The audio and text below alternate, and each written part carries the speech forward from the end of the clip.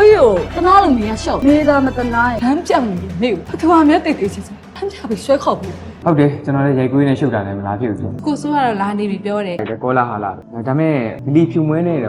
Yes, Tanalo me are a Mima. Put your trouble. Made us Sutema, Kamashiro, and May mother. Never told up by when she. as a man do you Tata Judah. Armin stared at the laptop screen, unable to breathe. The grainy footage continued playing. A figure entered Lily Few's house shortly before her death. The person wore a hood and kept their face hidden from the security camera. For years, nobody had known who this visitor was. But near the end of the video, the person briefly turned toward the camera. Just enough. Armin's face turned pale. No, this can't be true. He replayed the clip again and again. The answer remained the same. The person in the footage was someone connected to all of them. Someone nobody had ever suspected. Meanwhile, at the police station, investigators intensified their work after discovering the money transfer connected to Armin. The lead detective reviewed dozens of financial records. What was the reason for this payment? No explanation was attached, another officer replied. The detective frowned. Nobody sends that amount of money without a reason. At the same time, rumors began spreading across the city. News outlets reported that Lily Few's case had entered a dramatic new phase. Social media users started creating theories. Every name connected to the case was being discussed publicly. Nan, I, Armin, May, even Konyan. Nobody was safe anymore. Elsewhere, Nan returned home emotionally exhausted. She walked into her bedroom and looked at the wedding photograph hanging on the wall. Years of memories flashed through her mind. The dreams she once had, the family she fought to protect, the trust she had given so freely. Now everything felt broken. Her husband entered the room quietly. Neither spoke at first. Finally, he said, "Nan." She immediately interrupted him. "Don't."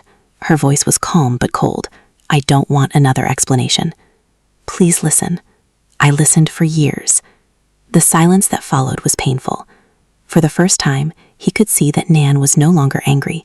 She was hurt, and that was far worse, because anger could heal, but disappointment often could not. Across town, I sat alone after the police left. The revelation about Armin's bank transfer refused to leave her mind. She trusted Armin. She believed he cared for her. But why had he secretly sent money to Lily Few? Nothing made sense. Suddenly, her phone rang. It was Armin. She answered immediately. "Where are you?" We need to talk." "What happened?" There was panic in his voice. "Someone is trying to frame me."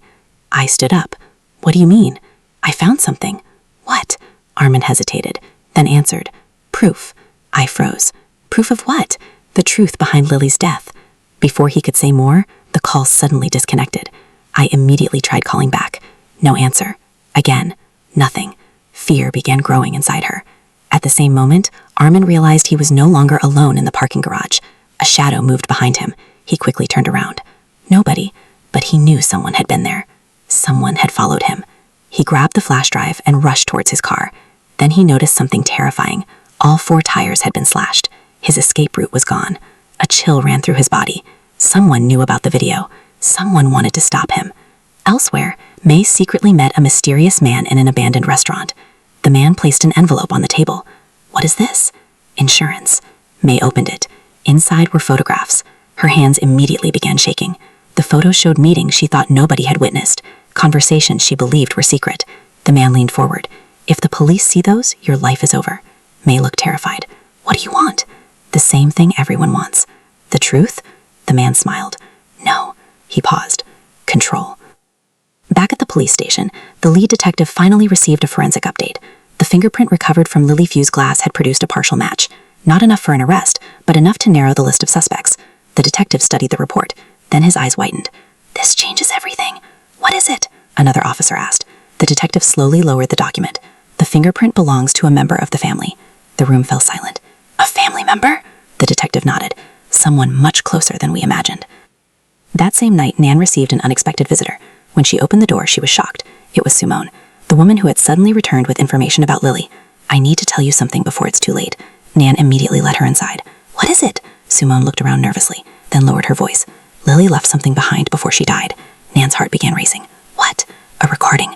Nan froze. "A recording?" Sumo nodded. Lily knew she was in danger. What does the recording say? Simone took a deep breath. It names the person she feared most. Nan's eyes widened. Oh, before Simone could answer, a loud crash shattered the window. Glass exploded across the room. Both women screamed. A masked figure had thrown something inside. A warning. Attached to the object was a note. Nan picked it up with trembling hands. The message contained only 6 words. Stop digging or you're next. Cliffhanger. Far away, Armin finally managed to open the hidden files stored on the flash drive. Another video appeared. This one was clearer. Much clearer. The footage showed Lily Few arguing violently with someone just hours before her death. For the first time, the person's face was visible. Armin's eyes widened in horror, because the person standing in front of Lily Few was Nan's husband. And the video ended with Lily saying one chilling sentence. If anything happens to me, everyone will know what you did.